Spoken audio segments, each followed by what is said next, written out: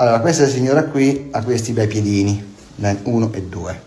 Ovviamente lei giustamente non l'ha operati perché magari non davano fastidio. Però che è successo? Che lei, a differenza di altri, non è che si è trascurata, è andata da altri specialisti, i quali, non tutti penso, spero, non tutti, gli hanno detto no, non li operare, non è necessario, voglio dire che li opera a fare. Va bene?